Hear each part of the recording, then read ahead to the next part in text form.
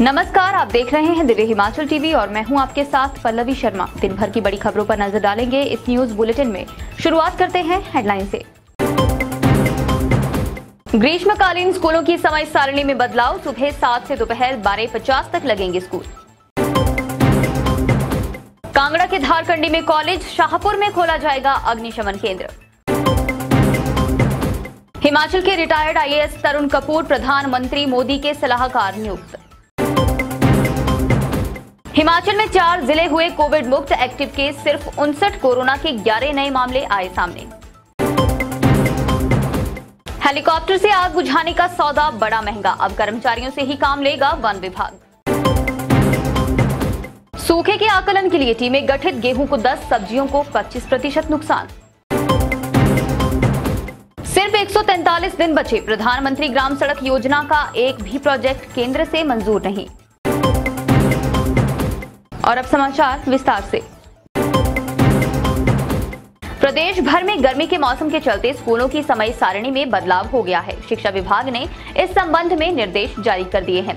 पहले जहां स्कूल 9 से दोपहर 3 बजे तक लगते थे, वहीं अब निर्देश दिए गए हैं कि सुबह 7 से दोपहर 12:30 बजे तक स्कूल टाइमिंग निर्धारित की जाए।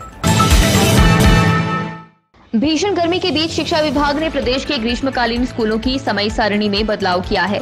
नए शेड्यूल के तहत स्कूलों के समय को 7 बजे से दोपहर 12:30 बजे तक या 7:30 बजे से लेकर 12:50 तक बदला जा सकता है। हिमाचल प्रदेश में दिन प्रतिदिन गर्मी का प्रकोप बढ़ता जा रहा है। ऐसे में सुबह 9 बजे स्कूल खुलने से बच्चों को गर्मी के बीच स्कूल जाना पड़ता था और दोपहर 3 बजे छुट्टी के बाद गर्मी में घर पहुँचना पड़ता था। ऐसे में बच्चों को राहत देने के लिए शिक्षा विभाग ने स्कूलों की समय सारणी में बदलाव किया है। उच्च शिक्षा निदेशक अमरजीत शर्मा ने प्रदेश के स्कूलों में समय सारणी बदलने को लेकर सभी शिक्षा उपनिदेशकों को आदेश जारी किए हैं। उच्च शिक्षा निदेशक डॉक्टर अमरजीत शर्मा ने सभी शिक्षा उपनिदेशकों और स्कूल प्रमुखों को आदेश जारी किए हैं कि मौसम की स्थिति और गर्मी को ध्यान में रखते हुए स्कूलों के समय को बदला जाए। उन्होंने शिक्षा विभाग के अधिकारियों को निर्देशों की अनुपालन रिपोर्ट जल्द से जल्द इस निदेशालय को प्रस्तुत करने के निर्देश जारी किए हैं। HPMC लाई है सस्ते दामों पर शुद्ध उत्पाद सिर्फ आपके लिए, जो कि रोग प्रतिरोध क्षमता को बढ़ाएगा, हर जन को स्वस्थ बनाएगा। स्वस्थ हिमाचल HPMC का उद्देश्य। जिला कांगड़ा के दौरे के दौरान मुख्यमंत्री ने जहां 90 करोड़ रुपए की 14 विकासात्मक परियोजनाओं के लोकार्पण और शिलान्यास किए, वहीं शाहपुर विधानसभा क्षेत्र के धारकंडी में कॉलेज खोलने और शाहपुर में अग्निशमन केंद्र खोलने की घोषणा भी की। इसके साथ ही मुख्यमंत्री जयराम ठाकुर ने भाजपा सरकार की उपलब्धियां और विभिन्न योजनाओं को भी जनता के समक्ष रखा। जिला कांगड़ा के दौरे के दौरान मुख्यमंत्री ने धारकंडी क्षेत्र में कॉलेज खोलने, शाहपुर में अग्निशमन केंद्र, राजकीय महाविद्यालय शाहपुर में BBA और BCA की कक्षाएं शुरू करने, राजकीय वरिष्ठ माध्यमिक पाठशाला बोहराजोल में साइंस क्लासेस तथा राजकीय वरिष्ठ माध्यमिक पाठशाला घरों में वाणिज्य संकाय की कक्षाएं शुरू करने की घोषणा की। इसके साथ सोमवार को मुख्यमंत्री जयराम ठाकुर ने बटन दबाते ही सामाजिक न्याय एवं अधिकारिता विभाग द्वारा प्रदान की जाने वाली सामाजिक सुरक्षा पेंशन के अंतर्गत 63,05,375 लाभार्थियों को 280 करोड़ रुपए की 3 माह की पेंशन हस्तांतरित की। उन्होंने सोमवार को शाहपुर विधानसभा क्षेत्र के शाहपुर मैदान में आयोजित राज्य स्तरीय सामाजिक सुरक्षा पेंशन वितरण कार्यक्रम की अध्यक्षता की। इससे पूर्व मुख्यमंत्री ने शाहपुर मैदान से जिला के शाहपुर विधानसभा क्षेत्र के लिए लगभग 90 करोड़ रुपए की 14 विकासात्मक परियोजनाओं के लोकार्पण और शिलान्यास किए। इस दौरान जयराम ठाकुर ने कहा, अप्रैल, मई और जून माह की बढ़ी हुई सामाजिक सुरक्षा पेंशन पात्र लोगों के खातों में हस्तांतरित की गई है। उन्होंने कहा कि पेंशन धारकों को अब 3 माह की पेंशन वर्ष में 4 बार सीधे उनके खातों में प्राप्त हो सकेगी। वहीं उन्होंने कहा कि जनमंच प्रदेश में लोगों की समस्याओं के निवारण के लिए वरदान साबित हो रहा है। मुख्यमंत्री ने कहा, राज्य सरकार ने आयुष्मान भारत योजना के अंतर्गत कवर न हुए परिवारों के लिए मुख्यमंत्री हिमकेयर योजना शुरू की है। इस योजना के तहत 1.25 लाख लाभार्थियों को 130 करोड़ रुपए की उपचार सुविधाएं प्रदान की गई हैं। और आने वाले समय में जो दायरा बढ़ाया है 60 साल से ऊपर, इसमें लगभग 1 लाख के करीब और पेंशन जो है वो पेंशन के लाभार्थी इसमें शामिल होने वाले हैं, जिसकी औपचारिकता उनका फॉर्मेलिटी का उनका दौर चल रहा है। लगभग 7.5 लाख लोग हिमाचल प्रदेश में पेंशन के इस दायरे में आने वाले। और ये भी मैं कहना चाह रहा हूँ कि जहाँ लगभग पूर्व सरकार के कार्यकाल में 400 करोड़ रुपए खर्च किया जाता था सामाजिक सुरक्षा पेंशन पर, वर्तमान में हम इसको बढ़ा करके 1300 करोड़ रुपए खर्च कर। हिमाचल प्रदेश कैडर से सेवानिवृत्त आईएएस तरुण कपूर को आज प्रधानमंत्री मोदी का सलाहकार नियुक्त किया गया है। कार्मिक मंत्रालय की तरफ से इस बारे में अधिसूचना जारी कर दी गई है। तरुण कपूर कुछ समय पहले ही सेवानिवृत्त हुए थे। हिमाचल कैडर के रिटायर्ड आईएएस तरुण कपूर को प्रधानमंत्री नरेंद्र मोदी का सलाहकार नियुक्त किया गया है। तरुण कपूर 1987 बैच के आईएएस रहे हैं और भारत सरकार में पेट्रोलियम सचिव के पद से रिटायर हुए हैं। प्रधानमंत्री कार्यालय में इस नियुक्ति से हिमाचल प्रदेश का कद बढ़ा है। 2 वर्षों के लिए तरुण कपूर को प्रधानमंत्री का सलाहकार नियुक्त किया गया है। उनका रैंक और स्केल भारत सरकार के सचिव पद के बराबर होगा। तरुण कपूर इससे पहले हिमाचल सरकार में विभिन्न पदों पर काम कर चुके हैं और ऊर्जा तथा फॉरेस्ट के क्षेत्र में उनकी विशेषज्ञता थी। वह डीसी शिमला भी रहे हैं। रिटायरमेंट के बाद अब उन्हें एक महत्वपूर्ण जिम्मेदारी प्रधानमंत्री नरेंद्र मोदी ने दी है। यह हिमाचल के लिए भी अपनी बात प्रधानमंत्री कार्यालय तक सीधे पहुंचाने के लिए एक माध्यम होगा। देश दुनिया में कोरोना की चौथी लहर का खतरा मंडरा रहा है। वहीं हिमाचल प्रदेश में कोविड गिने चुने मामले ही बचे हैं। फिलहाल प्रदेश में 4 जिले ऐसे हैं जहां पर एक भी कोविड मरीज नहीं है। इसके अलावा अन्य जिले भी कोरोना मुक्त होने की कगार पर हैं। देश के कुछ राज्यों में जहां कोविड के मामलों में उछाल देखा जा रहा है, तो वहीं हिमाचल प्रदेश में कोविड संक्रमण खात्मे के कगार पर है। प्रदेश के 4 जिले पूरी तरह से कोविड मुक्त हो चुके हैं। इनमें बिलासपुर, सिरमौर, कुल्लू और लाहौल स्पीति जिला शामिल है। इसके अलावा चंबा में 4, हमीरपुर में 6, कांगड़ा में 23, किन्नौर में 3, मंडी में 5, शिमला में 8, सोलन में 6 और ऊना जिला में 4 एक्टिव केस हैं। प्रदेश में एक्टिव केस की कुल संख्या 59 रह गई है। वहीं सोमवार को प्रदेश में कोविड के 1494 सैंपल लिए गए थे। इसमें से सिर्फ 11 लोगों की रिपोर्ट पॉजिटिव आई है, बाकी सभी लोगों की रिपोर्ट नेगेटिव है। कोविड के नए मामलों में 5 मामले कांगड़ा, 1 किन्नौर, मंडी और शिमला में 2-2 और सोलन में 1 नया मामला आया है।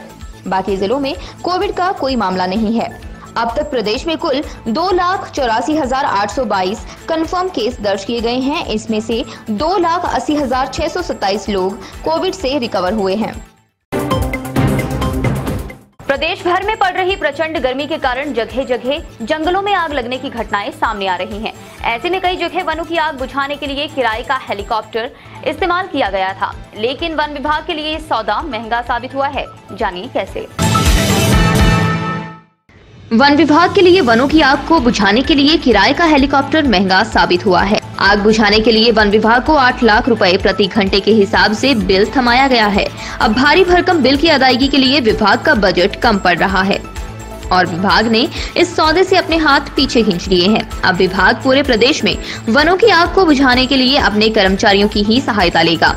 पिछले दिनों शिमला जिला के तारादेवी जंगल में आग लगने के बाद इसे आपातकालीन स्थिति मानते हुए आपदा प्रबंधन और वन विभाग ने हेलीकॉप्टर की मदद का फैसला किया था। इसके लिए एक दिन ट्रायल आधार पर उड़ान भरी गई थी, लेकिन 8 लाख रुपए की इस उड़ान से आग काबू नहीं आ सकी। दरअसल हेलीकॉप्टर को रेकी करने, पानी उठाने और इसे आग वाली जगहों पर उड़ेलने में ज्यादा समय लग रहा था और जंगल में लगी आग भी अलग अलग जगहों पर फैली हुई थी। इसके बाद वन विभाग ने इस महंगे सौदे को फिलहाल टाल दिया है और अब विभाग बेहद नाजुक हालात में ही हेलीकॉप्टर की मदद लेगा। प्रदेश में 2 महीने से ज्यादा समय से बारिश नहीं हुई है और इसके चलते फल, सब्जियों सहित अन्य नकदी फसलों को नुकसान हुआ है। 2021 के मुकाबले इस बार 90% कम बारिश हुई है, जिस कारण तापमान भी 5 डिग्री ज्यादा है। ऐसे में सूखे से हुए नुकसान के आकलन के लिए कृषि विभाग ने टीमों का गठन कर दिया है। हिमाचल में पिछले 2 महीने से चल रहे ड्राई स्पेल से किसानों को नुकसान के आकलन के लिए कृषि विभाग ने टीमें गठित की हैं। हर जिला में नुकसान के आकलन के लिए टीमों का गठन किया गया है। कृषि विभाग के अधिकारियों का कहना है कि अभी तक पारंपरिक फसलों के मुकाबले नकदी फसलों को ज्यादा नुकसान हुआ है। सब्जियों को 20 से 25% नुकसान पहुँचा है, जबकि गेहूं की फसल को 10% नुकसान हुआ है। प्रदेश के मंडी, शिमला, कुल्लू और सोलन जिला में इन दिनों सब्जियों का सीजन पीक पर होता है। ऐसे में इन जिलों में सब्जियों को सबसे ज्यादा नुकसान हुआ है। शिमला, सोलन और मंडी जिला में मटर की फसल को सबसे ज्यादा नुकसान हुआ है। ड्राई स्पेल के कारण खेतों में बिना नमी के रबी फसलें सूखने लगी हैं। एक सप्ताह के भीतर बारिश नहीं हुई तो नुकसान और अधिक हो सकता है। किसानों के लिए बीज, खाद, दवाओं और मजदूरी का खर्चा निकालना भी मुश्किल हो गया है। हालांकि सूखे के कारण हुए नुकसान का जायजा लेने के लिए कृषि विभाग द्वारा प्रदेश भर में जिला स्तर पर सर्वेक्षण करवाया जा रहा है। नुकसान को लेकर विभागीय आंकड़े क्या कहते हैं, यह सर्वेक्षण रिपोर्ट आने पर पता चलेगा। लेकिन किसानों और कारोबारियों की माने तो करीब 60% नुकसान की स्थिति से गुजरना पड़ा है। प्रदेश में प्रधानमंत्री ग्राम सड़क योजना के दूसरे फेज में बनने वाली सड़कों पर फिलहाल असमंजस की स्थिति है। ऐसा इस कारण हो रहा है क्योंकि प्रदेश सरकार की तरफ से योजना के तहत जो प्रोजेक्ट केंद्र सरकार को भेजे गए थे उनमें से किसी को भी हरी झंडी नहीं मिल पाई है। प्रधानमंत्री ग्राम सड़क योजना के दूसरे चरण में मोहलत की मियाद अब सिर्फ 143 दिन की बची है और केंद्र सरकार से अभी तक एक भी प्रोजेक्ट को मंजूरी नहीं मिली है। राज्य सरकार के करीब 2000 करोड़ रुपए दांव पर लगे हुए हैं। केंद्र सरकार ने 31 मार्च को खत्म हो रही इस योजना को 6 महीने की मोहलत के साथ 20 सितंबर तक बढ़ाने का फैसला किया था, लेकिन मोहलत के 2 महीने गुजर चुके हैं और अभी तक केंद्र से कोई स्वीकृति नहीं आई है। राज्य सरकार ने प्रधानमंत्री ग्राम सड़क योजना के दूसरे चरण में 1946 किलोमीटर सड़कें प्रस्तावित की हैं। इन सड़कों की रिपेयर और निर्माण का रिकॉर्ड प्रोजेक्ट रिपोर्ट में शामिल है। उधर लोक निर्माण विभाग के मुख्य अभियंता अजय गुप्ता का कहना है, प्रधानमंत्री ग्राम सड़क योजना के तहत प्रस्तावित प्रोजेक्ट जल्द ही मंजूर होंगे। इसके साथ ही निर्माण कार्य शुरू हो जाएगा। केंद्र सरकार को इस संबंध में प्रस्ताव भेजे गए हैं।